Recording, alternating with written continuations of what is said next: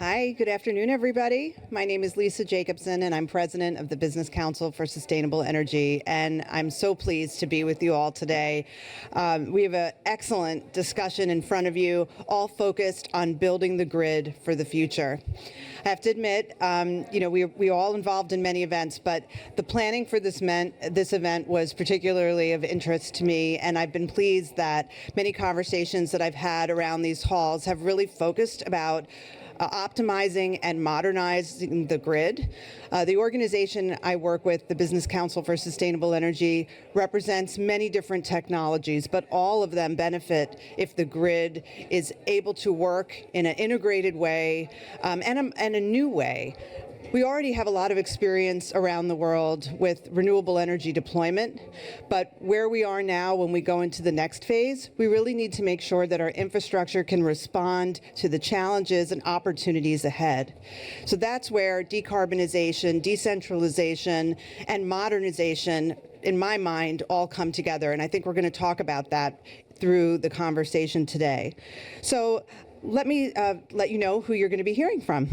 We're going to hear from Carla Frisch, Acting Executive Director and Principal Deputy Director of the Office of Policy for the U.S. Department of Energy. Sandy Grace, Vice President of Policy and Regulatory Strategy at National Grid. John Powers, Vice President of Global Renewables and Clean Tech at Schneider Electric. Kelly Charlesworth, Associate Principal, Australia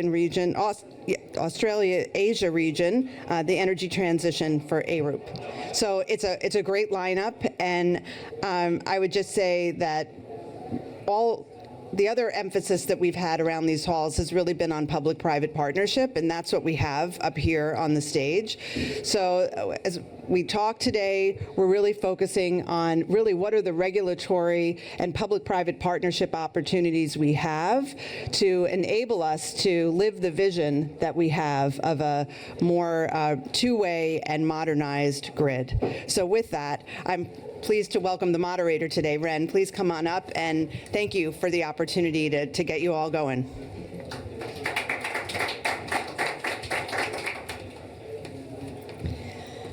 Thank you, everybody. My name is Rhian Kelly, and I'm the Chief Sustainability Officer for National Grid, and I have the pleasure of asking you the questions that we set the conversation off and understand the role of grids and building the wider decarbonisation of the economy.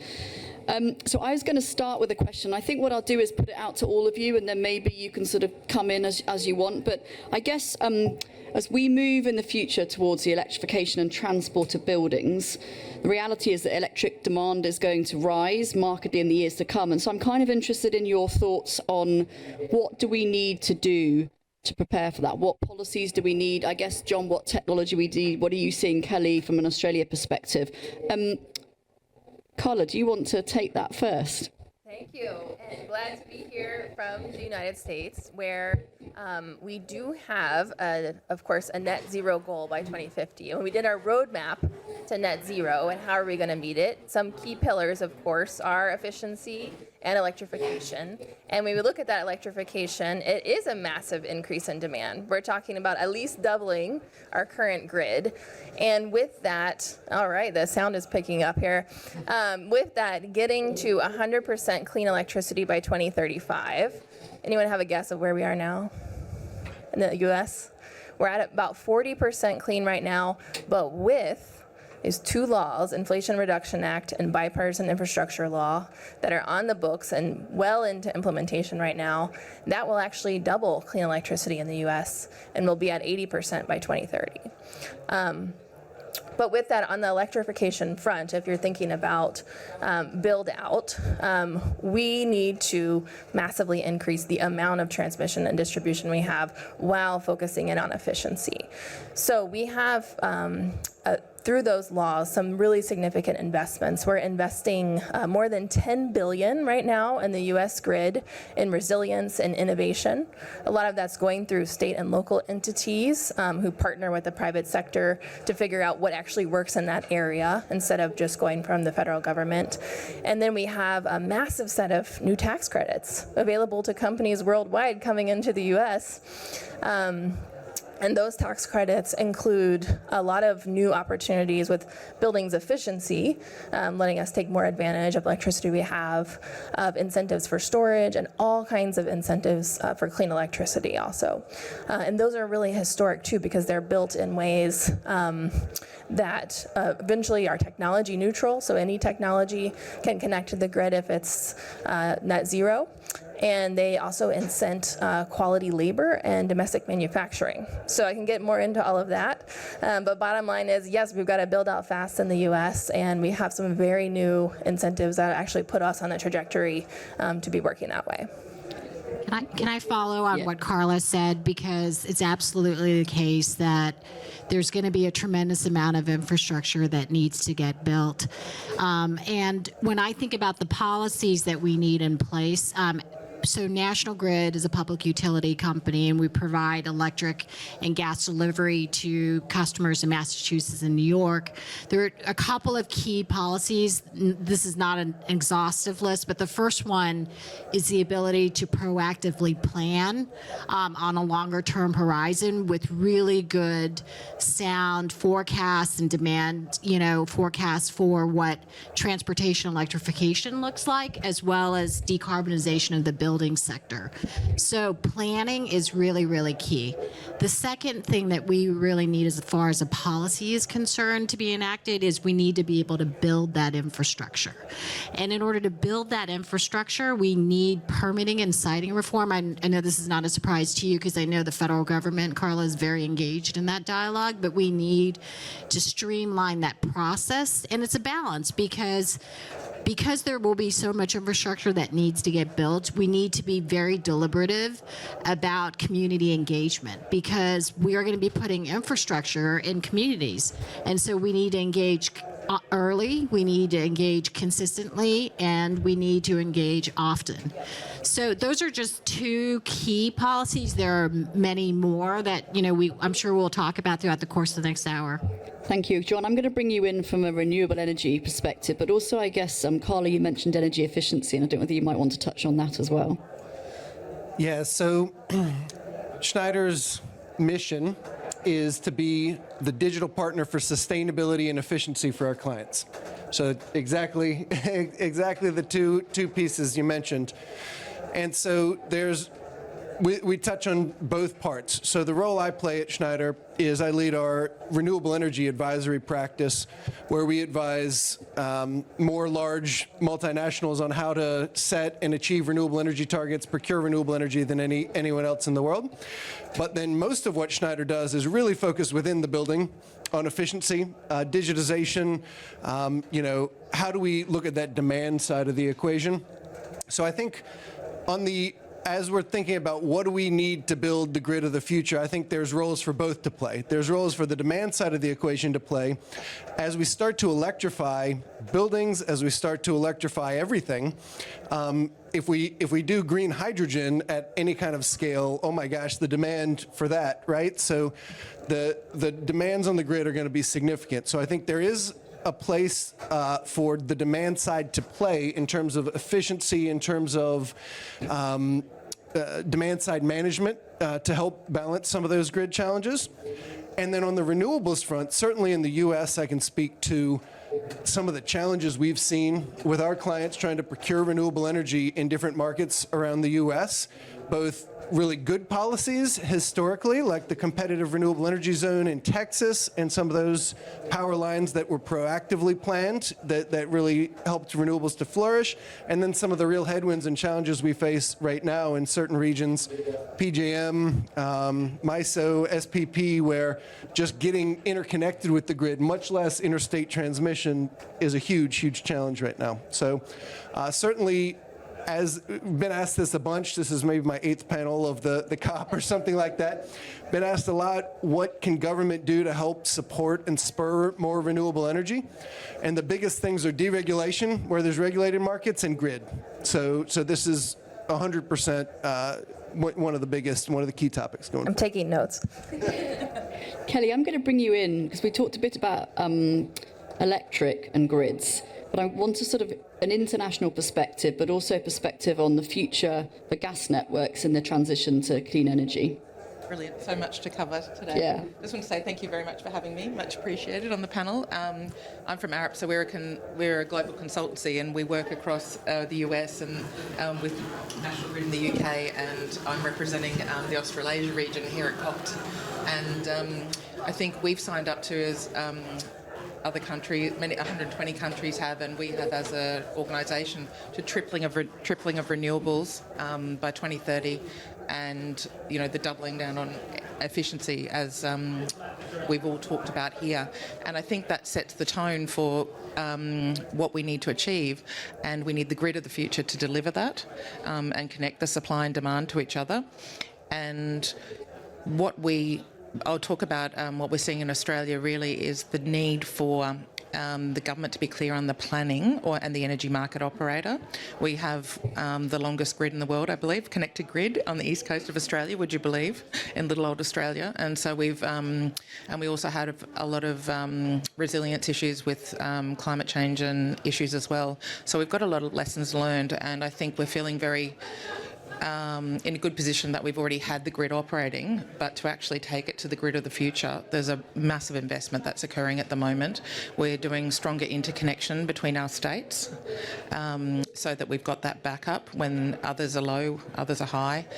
And we're going through this process of identifying renewable energy zones so that we can really focus in on where that grid of the future needs to be and give people that clarity, because exactly to your point, I think, Sandy, is that we're finding that there's actually getting community opposition to renewable energy and transmission lines, and there needs to be a lot more work with getting that social licence or that community acceptance done early, with early engagement and clear planning and understanding of that.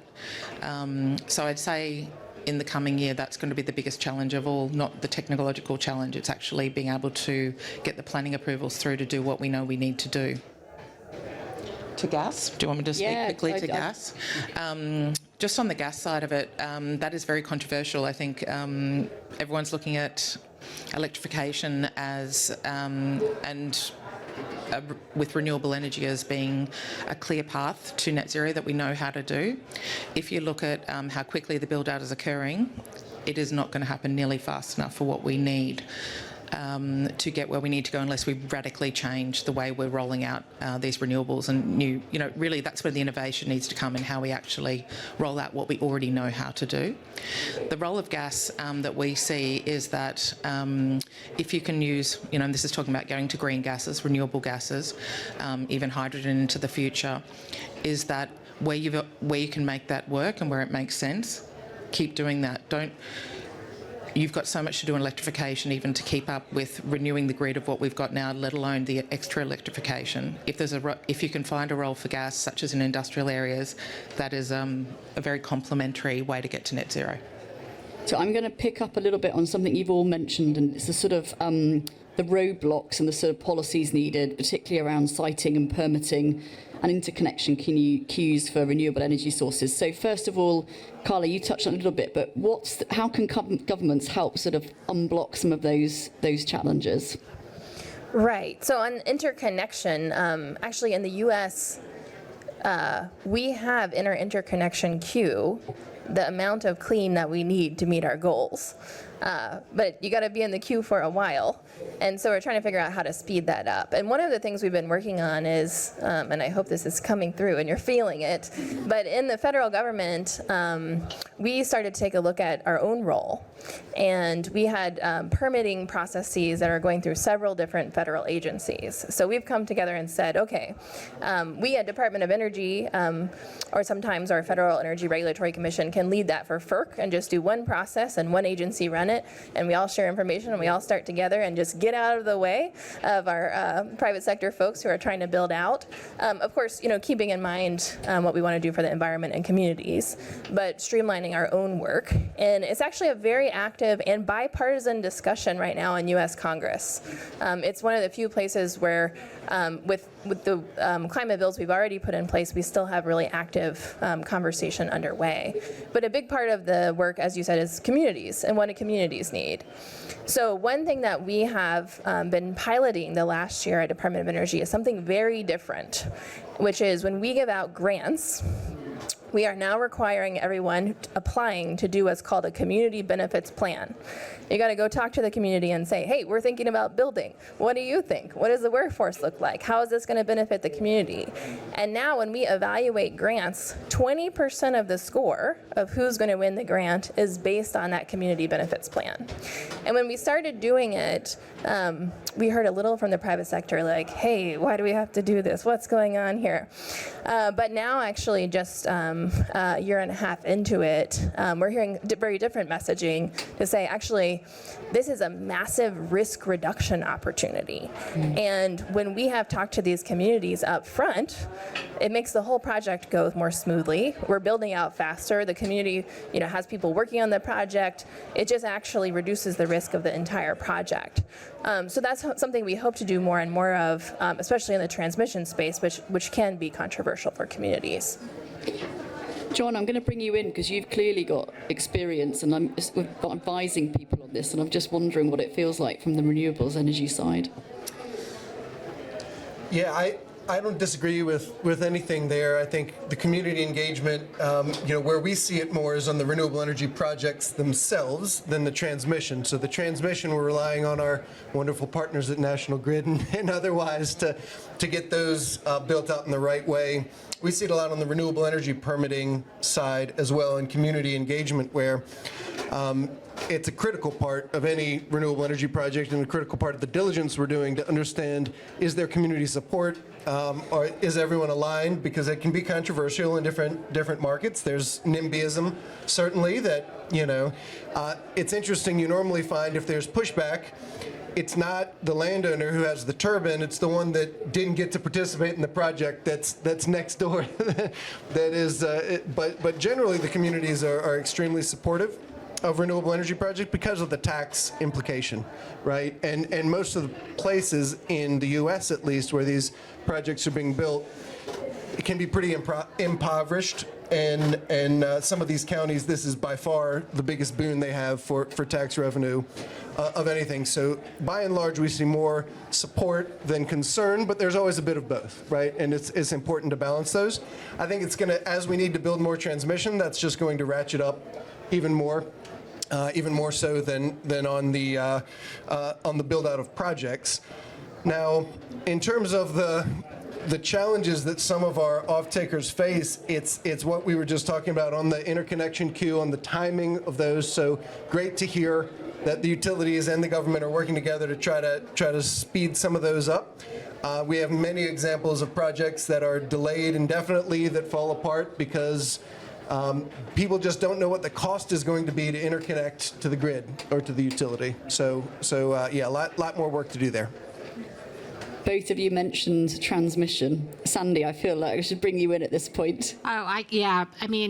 Public-private partnerships are super key. So one of the key things that government does is to enact policies, right? And when I think about like infrastructure, we talked about permitting, we talked about siting, and when we talk about community engagement, Kelly, like community benefits, we talk about the cost side of the energy transition. We do need to focus a lot more on the benefit side. So the benefit side are improved reliability, resilience, access to energy that's affordable and that's clean, economic development. That's a huge component. Like there will be investment, and derivative from that investment is economic opportunity. And how do you think about taking that economic opportunity and distributing that opportunity in a way that's equitable and offers opportunity and access for improvement of lives?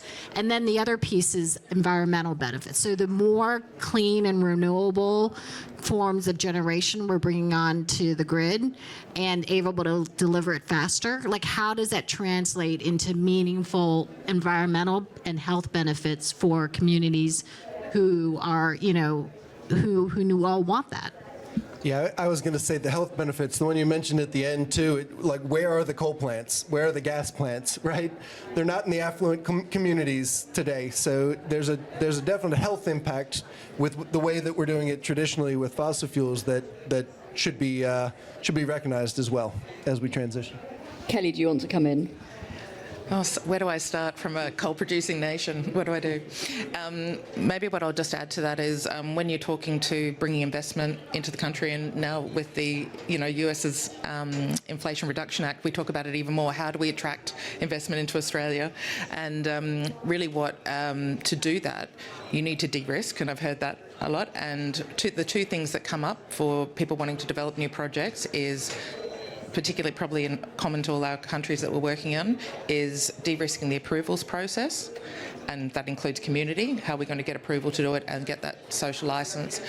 And the second is, how do we get a grid connection, and how long is it going to take? And if you can get those two lined up, and you've got what we might call a plug and play, renewable energy zone, which has a grid there ready to be connected to, has a community that's already had some level of acceptance because they've been shown the benefits and they've been shown that they're going to be treated well and they'll have some benefit out of it. The environmental aspects, how have they been dealt with? So that's starting to be where the thinking's going, like a strategic planning kind of perspective. Very hard to line up, and not, I would say, a long way to go, but and particularly in Australia, we're getting a lot of First Nations considerations really coming to the fore, where it needs to be a partnership with those communities. They're not just a stakeholder anymore in the consideration. So I think it's a reframing of how we, like we were saying before, it's innovation in how we approach the whole business model, really.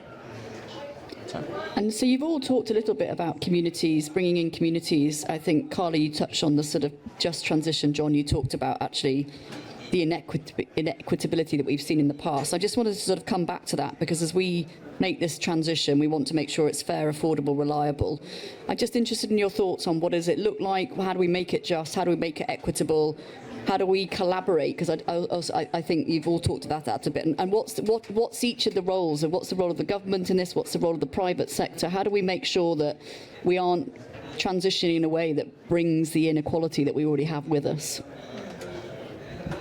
Well, I can jump in and say, in the U.S., another new thing we're doing is we have what's called a Justice 40 initiative. And that's saying that at least 40% of the benefits of all these investments that we're making using public dollars need to go to support these communities who haven't yet seen the benefits of the clean energy transition. And when I say these communities, I mean lots of different types of communities. We have been working on all kinds of mapping of disadvantaged communities, which includes things like income, it includes things like historic inequities, but just making sure those benefits, like we're being very, very focused on, as the federal government, when we're giving out grants, when we're starting projects with the private sector, being very focused on those benefits going to communities. And then as Sandy was saying, a really important thing is the planning. So we have grants for grid resilience planning, and then through our sister agency, the Environmental Protection Agency in the US, we've got greenhouse gas planning grants going to all of the states. And through those kind of active conversations with communities, then again, you get the better outcomes when you've had those conversations up front. Yeah, I could add on, speaking to the renewable energy industry and the renewable energy front, you've got a number of things that I want to give the U.S. federal government credit for in the Inflation Reduction Act that are carrots on some of this engagement. So energy communities, there's an additional boost in terms of the tax credit you can receive by locating in an energy community. So these are, former coal mining type of areas, et cetera, that we can get into the specifics of the definition. There's also a fair wage requirement. So that's who's working on these projects, and are we ensuring that we're bringing up that sort of labor level as well as just benefiting the project owners or investors. I think there's also a big part that project developers need to play and have traditionally played and will continue to. So that's on the community engagement right from the beginning in order to get the permits, in order to ensure that this is not going to be something that it's going to be something people embrace rather than push back on. And then we've also seen really on the the project developer, and this is on our role as an advisor too, to really push the project developers on the supply chain of the renewables and how what the impacts are on communities there, when we've seen quite a bit of concern and issues with forced labor from China in the solar, as well as other industries, cotton manufacture, et cetera. So you really need to be extra vigilant that the renewables that you're sourcing all the way up the chain are promoting equitable and positive interaction and supply chain. Kelly, do you want to come in? I think the supply chain is an excellent, thanks for bringing that up, because I think that's really going to the heart of what is this whole transformation, what benefits, what economic benefits is it going to bring to the community that we can then talk about, so people can understand what's in it for them, because it does, so we're avoiding this NIMBYism, which does actually occur, but also for people to really understand the transition that is going on and there's future roles and industry that they can have in that, I think, for those communities. So some other the things that we've been looking at and is really this fringe of grid solutions that we would call them, where people at the moment might have not great access to the grid, whether that's for, as a receiver of electricity or even to get onto the grid. Are there those, can peel off microgrid solutions there, where we've got opportunities for some really positive and community developments to work together in those communities where they actually have some ownership of the actual situation. Sandy? I was going to go a slightly different angle and talk a little bit about affordability, because when we talk about benefits, we're talking about positive things, and then the other side is costs. Between the two, there's this concept of affordability, and I've heard in other panels, and I wholeheartedly agree. Like, we need to start looking at sort of total energy share of wallet and energy burden holistically throughout the course of the energy transition.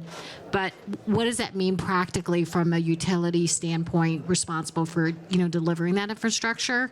We need to really think about how we optimize the existing assets we have today. So, for example, rights of way, how do we leverage those existing assets?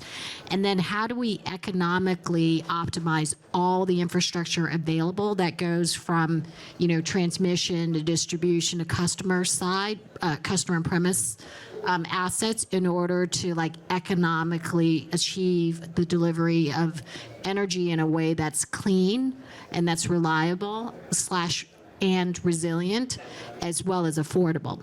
The other thing, John, I think we were talking about demand side aspects here. Because utility companies plan to peak demand, one of the key things that we really need to look at is load flexibility tools. So how can distributed energy resources play a role in shaping that peak demand from a planning purpose? And then also, if we are able to decarbonize molecules that are delivered through the gas delivery system, Kelly, how do we leverage that existing infrastructure as part of the solution over the term of the transition to delivering energy, again, in a way that is affordable? Because there will be a lot of infrastructure that needs to get built, and we want to do it in the most cost-effective way. So I'm going to go on, John. Go on. Sorry, no, you go. Okay. Yeah, I was going to say I don't want to make this an AI panel, because there's been plenty of AI panels. But the thought, so Schneider's does a bunch of microgrids, has a whole microgrid division, and we've been using machine learning and artificial intelligence to balance and optimize that microgrid deployment, right? It's been admittedly primarily cost related, but as it becomes more and more carbon related, I think there's a balance to play there. And then can you apply some of that same methodology, right? With the microgrid, you've got some, a fuel cell and a on-site solar and a battery that you're charging and pulling from the grid if it's not down, et cetera. And so how do you balance all those things, applying that on a more macro scale, on a grid-wide scale? And, we're a 2 electric car household. I can't wait until I can plug those in and have them go both ways, right? In Colorado, we're not there yet, so maybe we need National Grid in Colorado. Well, no, I was going to say that bi-directional aspect is really key because cars are batteries, right? Cars can be batteries, and we need, with the increasing integration of renewables, we need more batteries, we need more storage. And what you're talking about with electric vehicle adoption is a whole host of batteries. And in terms of how we think about leveraging that resource, one of the best ways to do it is to think about we talked about this already, sort of how do you plan for that load shifting, but also how do you have rate design so that when you're sending price signals to customers about when to charge, you're able to utilize that price signal to not only help customers save money by charging off peak, but you're also able to think about when those cars are sitting idle charging, how you can leverage that asset as a grid resilience tool or a load flexibility tool. 100%. It's sitting still 90+% of the time, right? And I'd be happy to program in an algorithm that says when prices are up here, sure, sell it back to the grid, keep leaving me enough charge to get home, and that's all I need.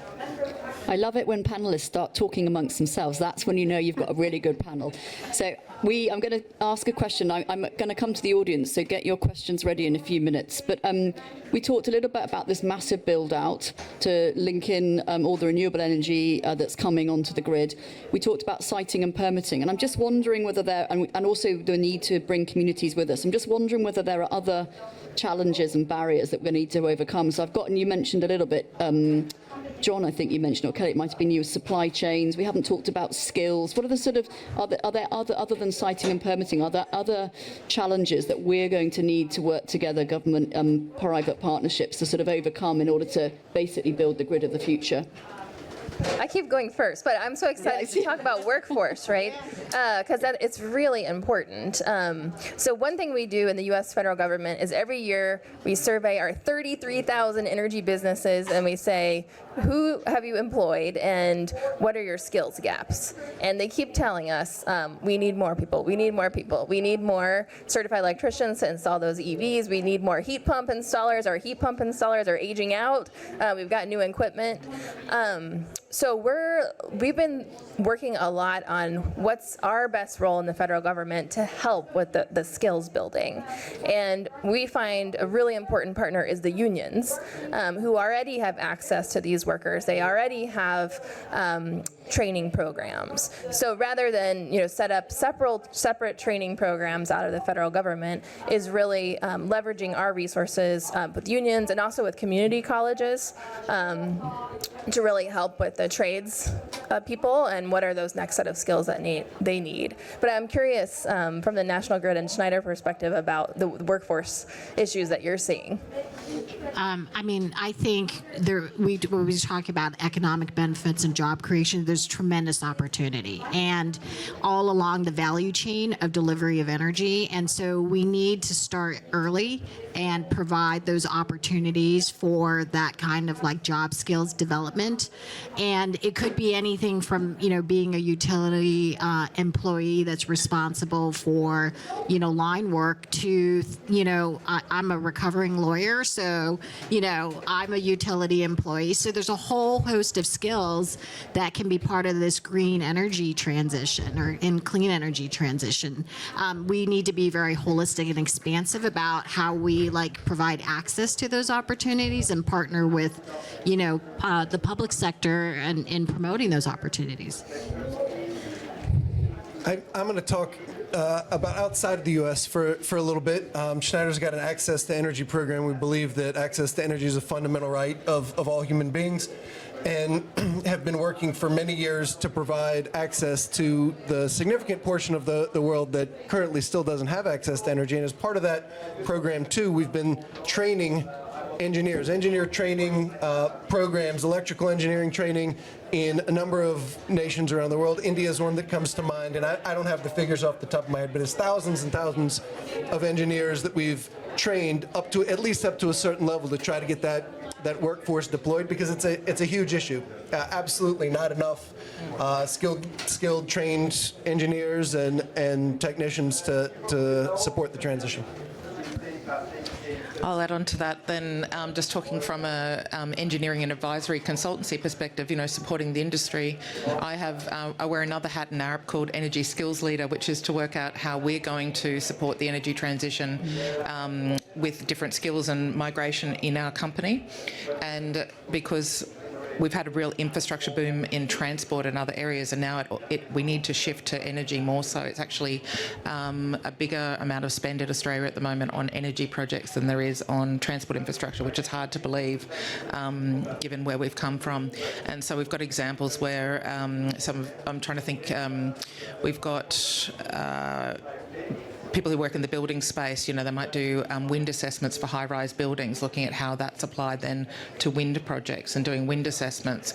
Our offshore oil and gas, geological trained crew doing offshore wind, all things like that, where it's actually the same skill but needs to apply it and understood in the new environment. And it's a big program of work for us as well.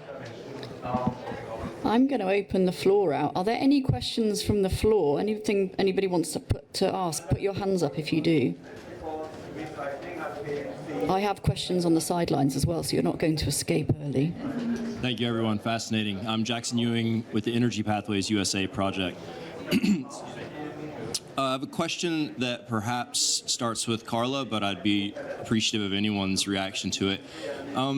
What are some of the most important steps to take to speed up the interconnection queue process? And by extension, are there different ways that federal government policies through IRA implementation or otherwise can incent more consistent or systematic or effective siting and permitting policies at subnational levels?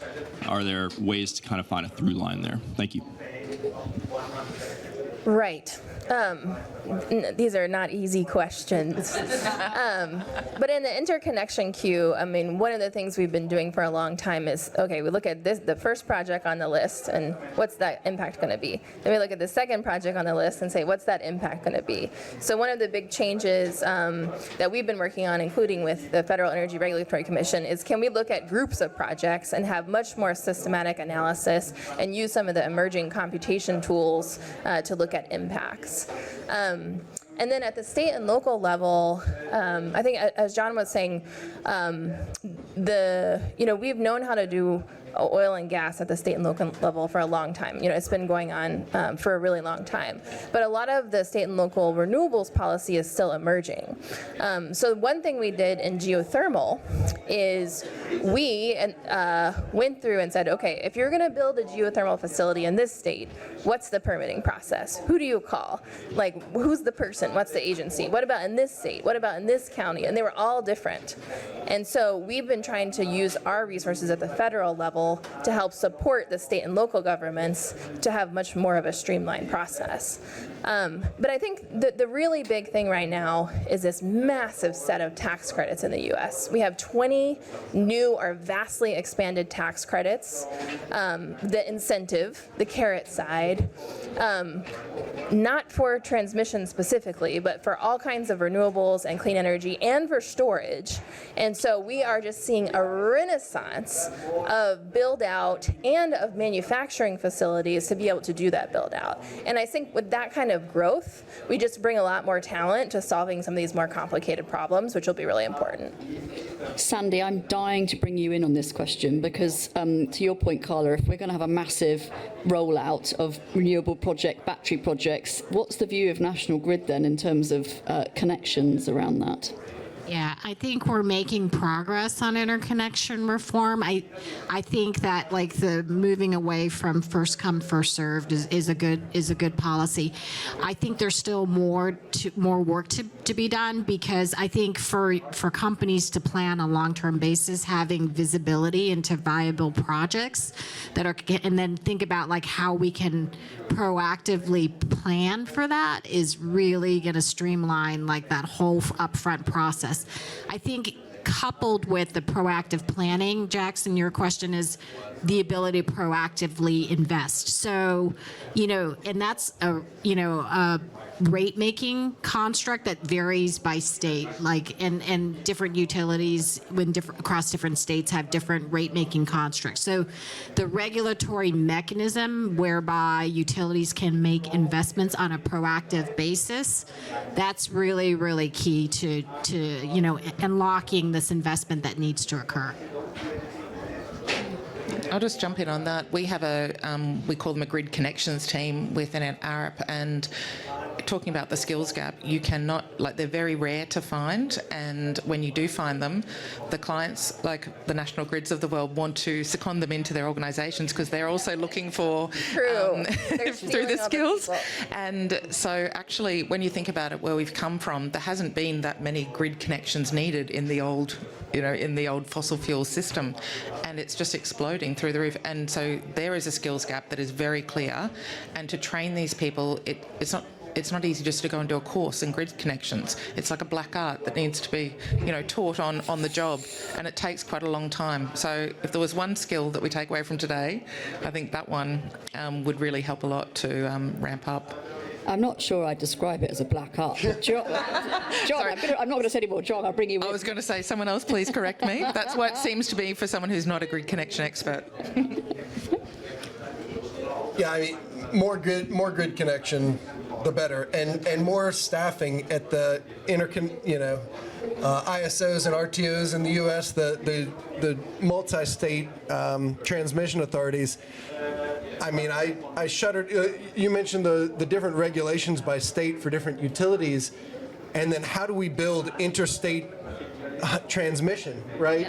When each state's making their own rules, and I'm sure there's more of and I know the federal government is trying to wade into this a little bit, but that's in the U.S. at least, that's a big challenge. And in Europe, we see the same thing country to country, right? Like France and Spain should be way more interconnected than they are. It's like 5% or less, and there's all sorts of challenges there too.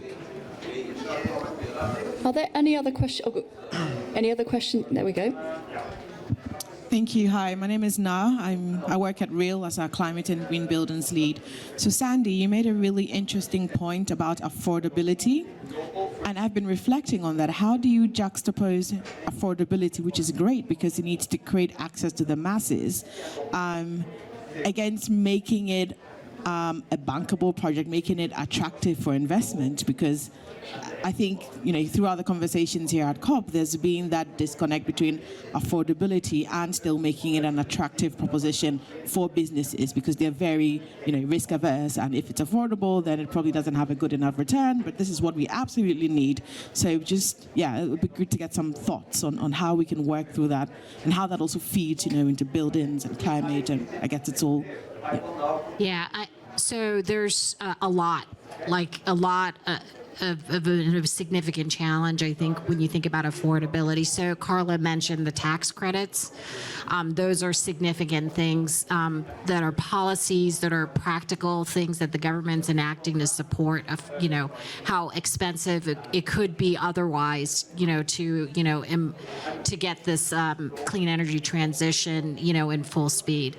I think the other thing that we talked about a little bit is leveraging flexibility tools like demand, response tools, distributed energy resources, in order to think about how you shave the amount of actual infrastructure you need to build to accommodate it.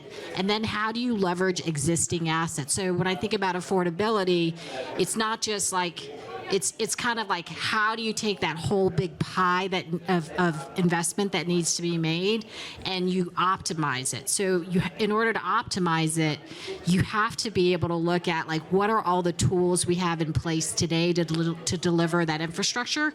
Can we repurpose any of those tools to deliver that infrastructure in a way that's most cost effective.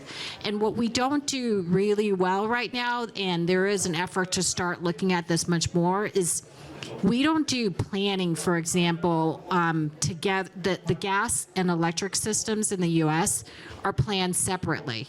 And that's a challenge because at the end of the day, what we're talking about is delivering energy that's clean to customers, right? My kids want to know, like, can they charge their iPhone? They want to know, like, what they're going to have for dinner, and can they take a hot shower, right? So that's the outcome that they're looking for. Like, our responsibility here is to think about, like, how do you decarbonize the molecules?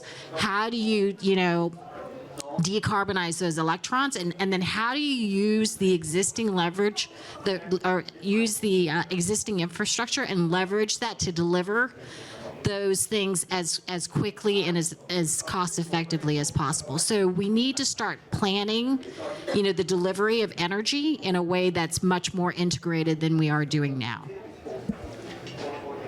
That was a much better answer. I have a much worse one, which is the affordability is easy. We do a global carbon tax, and we apply the proceeds of that to fund the transition. It makes it way more affordable, and we're done. I think Cop over. John's on the wrong stage. The main plenary, I think, is over down the way there. But I just wanted to add, too, on the tax credits. So the strategy that we're using in the U.S., which was the strategy that we could get through Congress right now, on tax credits, we have tax credits for the companies to build out renewables, to build out efficiency projects. And then we have tax credits for consumers. If you want to do that solar panel, battery backup, electric vehicle charger. But then we also have rebates, because a lot of people, to get a tax credit, you have to pay taxes. But a lot of people who don't have that tax burden, they don't make enough money to pay a lot of taxes, then we have a special set of rebates, which is directly reducing the cost. So you could get a new efficient heat pump to provide heating and cooling and get 75% off the cost of that for a low-income consumer. So trying to look at all of the ways that we can do affordability, both of the upfront and the cost over time.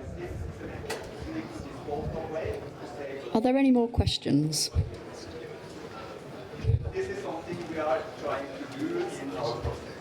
Hi, thank you so much for being here. My name is Kendrick Murnitz, and I am a researcher on cybersecurity and technology transfers and climate change. And so you all spoke about building a more skilled workforce in order to achieve this goal. Where does hiring, training cyber professionals fit into this? Oh, I think that's an essential part of it. If you think about it, the energy security of having it, and I think about security both from a physical as well as a cyber sense, that's absolutely critical. So in order for this transition to be effective, it has to be secure and it has to be resilient. So that's a critical part, no question. And I'll just add, we have also, through the Inflation Reduction Act and the Bipartisan Infrastructure Law, making really significant investments in cybersecurity of the grid and the broader energy systems. And I think it's a really important, it's not an AI panel, as you said, but it's a really important consideration as we're adopting some of these other new technologies. Yeah, Schneider's heavily involved and invested in the Internet of Things and connecting devices and how that can, you can have as good a policy as you want if you can't actually control on the demand side. If you can't actually control the things to implement the policy, you're not going to get very far. And so that's cybersecurity is a critical part of that, right? When we have every device in the world connected, you have to. It's paramount that you have security around that. I'm going to take it slightly differently in terms of resilience and cybersecurity being a really major part of that. But I'm just actually interested, I'm going to ask a question to the rest of the panel on with the changes, climate change and what we're seeing about, when you're delivering a resilient grid and you know that you're going to have hotter times, more storm seasons, bushfires, all that kind of thing. I've got some personal experience in Brisbane, where I live. We've had 3 sets of major floods in the last 10 years, and in the house that I live in, it's just outside the flood zone, like a lot of people are, and the substation gets turned off for safety reasons that connects me, so I'm without electricity for 3 or 4 days. But I have actual gas for my hot water and my cooking at the moment, and also have petrol in my car, so I can still get around and do things, even though the electricity is off. And I live in the middle of a city, but there's a lot more to consider when we're talking about building the grids of the future, to be able to deal with natural hazards. So just wondering what you're thinking. Well, one thing, we've been looking a lot at resilience, and with changing temperatures, what does that mean for the actual grid itself, and then for all the technologies that connect. But in Puerto Rico has just been pummeled by massive storms. And so one of the things that we've done the last 2 years is invest $1 billion in the resilience of Puerto Rico. And that means a lot of microgrids and a lot of distributed solar. And we have a big partnership across all the federal agencies with the private sector, really working on that build out. And I think the microgrids, the solar plus storage, is just one of those fundamental resilience opportunities. And that's a place where we're piloting it at a massive scale because of what they've already experienced. Kelly, can I'm going to go slightly different angle because we've talked about when we talk about resilience, let's talk about the resilience of the energy delivery, because if we're talking about the resilience of the electric grid, yes, there is that. But the more fuel diversity that we have in the mix in the delivery of energy, the more resilient the system is overall. That's very much how I felt in the floods when I had access to other energy, even though it's obviously not carbon free at the moment, but for the future. Are there any final questions? I do have one I can ask. So I think this was on your original brief and I haven't asked it yet, so I thought I'd just swing back to it, we'll cover it and then we'll wrap the session up. But it's actually about procurement of renewable energy. John, you might want to start on this one. And I know a lot of organisations are looking at that as part of their journey to sustainability, but it can be quite challenging, so I don't know whether you want to just say a few words on that topic. Yeah, I mean, as it relates to the grid, I think we covered it a bit. It's the demand is there. So when I started in the renewables business about 20 years ago, we were mostly advising corporates. It was mostly, hey, you should really care about renewable energy, right? You should really want this. The demand side is not the problem anymore. We never have to have that conversation. We're not convincing anyone that they should care about renewable energy. It's much more, how do we access it? How do we go faster? How do we open that up? And so, in addition to what we've talked about in terms of interconnection queues and grid and getting projects on quicker, I think deregulation is a part of this conversation as well. And in the U.S., for instance, if we could deregulate the Southeast and the West, if we could have some of these other utilities join the ISOs and RTOs, at least to wholesale deregulate, that would really unlock a lot of our private sector demand for renewables. If you've got a bunch of load in the Southeast U.S., the only way you're really participating, depending on your state, maybe there's net metering you could do on-site, but the only way you're participating in off-site is to source that renewables in a different state, somewhere else in Texas or in Oklahoma or something like that. So, I think that's another area that we didn't entirely mention is deregulation, at least wholesale deregulation of power grids in a way that can unlock more sourcing of renewables. To follow on what John said, enabling policies to procure renewable electricity is in place. I think what's not in place is enabling policies to, really look at a decarbonized molecule procurement. So, for example, if you're looking at hydrogen or renewable natural gas as alternatives to traditional fuels, there are not wholesale, like there are not currently in our jurisdictions, those enabling policies. And what those enabling policies look like is that there needs to be a recognition of the carbon abatement value that those technologies can provide, as well as, you know, some permissions that are granted to the buyers. So in our instance, it would be like to the public utility to say we can procure these particular attributes, like these attributes are recognized and we can procure these like electrons or well, in this case molecules that are decarbonized. Brilliant. Thank you very much. Carla, did you want to come in? I don't want to. Well, just to say, in the U.S. federal government, we're trying to make sure we got our own operations clean first. So really focus on procurement, both of clean electricity and of clean products. And one of the newer things that we're doing is actually we have a preferential policy that we can buy clean power produced by tribal nations to actually support more growth of renewables produced by tribal nations. So I'm conscious of time. We have actually just about come to the end of the panel. It's been really brilliant. I appreciate all of your input. So it's really left to me to say thank you very much for everything you've said and for being here today. And thank you for the audience and for everybody for watching online. Hope you've enjoyed it.